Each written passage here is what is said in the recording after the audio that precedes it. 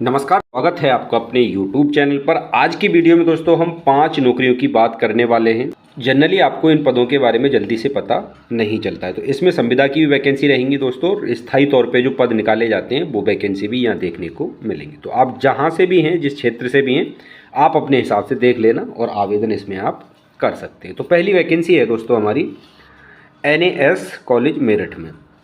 यहाँ पर कनिष्ठ सहायक के जो पद निकाले गए हैं दोस्तों, वो निकाले गए हैं 4। 2 जनरल वालों के लिए हैं और 2 अन्य पिछड़ा वर्ग वालों के लिए हैं। ये वैकेंसी कैसी है? स्थायी तौर पे है। जैसा कि आप देख सकते हैं, स्थायी तौर पे ये पद भरे जाने और जो सरकार के द्वारा सैलरी आपको दी जाती है वही यहाँ पर मिलने वाली है। तो यहाँ पर योग्यता वगैरह आप दे सकते हैं। आपके पास CCC होना ज़रूरी है, यहाँ पर बताया जा रहा है ना। CCC के साथ साथ आपने इंटरमीडिएट किया हो, और इसके आवेदन आप कब से तक कर सकते हैं? तो 3 नवंबर 2015 तक कर सकते हैं। इंटरमीडिएट के साथ कंप्यूटर में डोइक का जो डिप्लोमा होता है NILIT का CCC, वो आपके पास होना चाहिए। साथ ही साथ आपकी टाइपिंग 20 से 20 हिंदी के और 30 इंग्लिश की आपकी टाइपिंग स्पीड होनी चाहिए दोस्तों, ठीक है ना। चलिए, ये वाली बात होगी। इसी के साथ साथ यहाँ पे प्रयोगशाला सहायक के भी पद निकाले गए हैं। इसका एक ही पद रहने वाला है ना। योग्यता वगैरह आप वीडियो को पॉज करके पढ़ लें, वरना डिटेल में चीज़ों को करते हुए चलेंगे तो फिर वीडियो बहुत बड़ा हो जाएगा, क्योंकि हमें कई सारी वैकेंसी इसमें कवर करनी है। तो आप यहाँ से अपने हिसाब से इसकी योग्यता, अगर आप हैं इसके लिए योग्य, तो आप यहाँ पर फॉर्म भर सकते हैं। प्रयोगशाला सहायक का पद भी यहाँ पर निकाला गया, इसके लिए एक ही पद है। इसके अलावा हम बात करते हैं पुस्तकालय सहायक। इसके लिए 2 पद निकाले गए, एक EWS के लिए और एक अनुसूचित जाति के लिए है। तो इसके हिसाब से भी आप अपना देख सकते हैं दोस्तों क्या योग्यता आपकी मांगी गई है। तो यहाँ से कंप्लीट दोस्तों फॉर्म को आप फिल करें, ठीक है ना। पढ़ सकते हैं इसका पूरा आराम से, आपको कैसे फॉर्म भरना है। ऑफलाइन तरीके से यहाँ पर फॉर्म भरा जाएगा आपका। आपकी टंकण परीक्षा वगैरह, इंटरव्यू वगैरह कब होगा, वो सब कुछ यहाँ पर मेंशन किया गया है। आप ध्यान से वीडियो को पॉज करके पढ़ लें। इसके अलावा अगर आप ये पूरे नोटिफिकेशन देखना चाहते हैं तो आप हमारे टेलीग्राम ग्रुप को ज्वाइन कर लें, उसमें मैंने ये सब डाल दिए हैं दोस्तों। क्लियर हो जाती है बात। चलिए, अगली वैकेंसी निकाली गई है दोस्तों कृषि वैज्ञानिक चयन मंडल, है ना। भारत सरकार के द्वारा निकाली गई है। नई दिल्ली के में ये आपको तैनाती मिलेगी अगर आप यहाँ पर चयनित होते हैं। तो यहाँ पर जो टोटल पद निकाले गए हैं वो 27 पद निकाले गए। कितने निकाले गए? 27 पद निकाले गए। यहाँ योग्यता वगैरह का जिक्र दोस्तों नहीं किया है, तो आप इनकी ऑफिशियल वेबसाइट पर रिक्रूटमेंट वाले पोर्शन पे जाके या फिर भर्ती वाले पोर्शन पे जाके चेक कर सकते हैं, ठीक है ना। आराम से सब कुछ आपको पता चल जाएगा। और इसके लिए जो अंतिम तिथि है दोस्तों, वो है 25/11/2024। क्लियर हो जाती है बात। तो यहाँ नॉन रिसर्च मैनेजमेंट के पद हैं, अर्थात मतलब कोई टेक्निकल पद आपको यहाँ पर देखने को नहीं मिलेगा। तो इसकी वेबसाइट खोलिएगा, विजिट करिएगा, और योग्य हैं तो यहाँ पर ऑनलाइन तरीके से आपका फॉर्म भरा जाएगा, ठीक है ना। देखिए यहाँ पर साफ लिखा हुआ है ऑनलाइन आवेदन करना होगा, ठीक है। ऑफलाइन जैसे कि ऊपर वाले में ऑफलाइन था, इसमें ऑनलाइन रहेगा, ठीक है ना। तो यहाँ पर आप देख सकते हैं सारी चीज़ें, यहाँ से डाउनलोड करके आप पढ़ सकते हैं पूरा नोटिफिकेशन। उसके बाद आप इसका फॉर्म फिल कर दीजिए। टोटल पदों की संख्या रहने वाली है 27। आगे हम बात कर लेते हैं।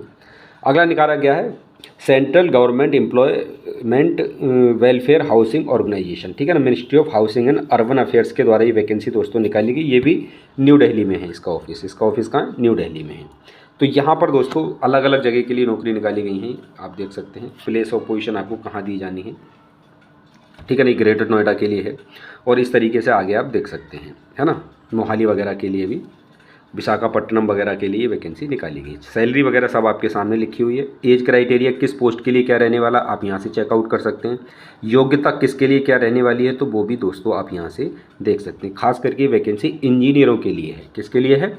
इंजीनियरों के लिए है। तो जो भी आपने डिप्लोमा वगैरह BTech वगैरह किया हुआ है, तो सैलरी वगैरह अच्छी है दोस्तों, आप यहाँ पर फॉर्म फिल इसका कर सकते हैं। ये वैकेंसी संविदा पर रहने वाली है दोस्तों, परमानेंट नहीं है, ठीक है ना।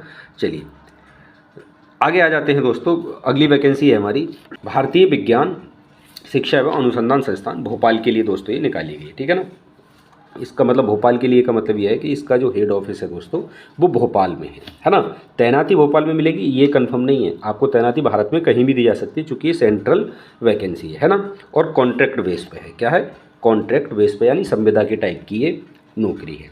बात क्लियर हो जाती है आप लोगों को। अच्छा, कौन कौन से पद यहाँ पर निकाले गए हैं? तो पदों की संख्या आप यहाँ से देख सकते हैं। टोटल पद हैं भाई साहब आपके 31। कितने हैं? 31 पद निकाले गए हैं, ठीक है ना। टोटल पदों की संख्या कितनी रहने वाली है?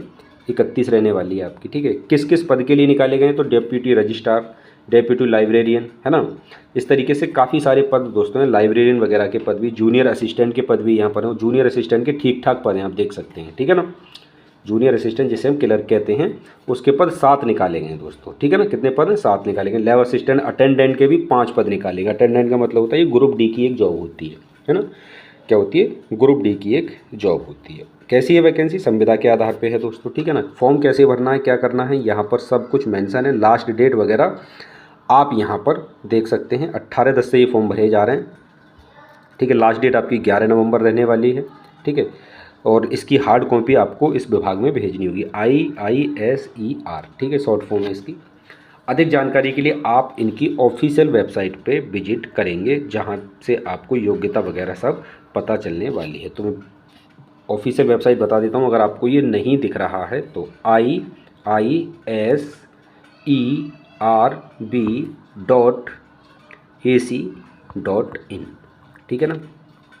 ये है दोस्तों इसकी वेबसाइट, IISERB.AC.in। क्लियर हो जाती है बात।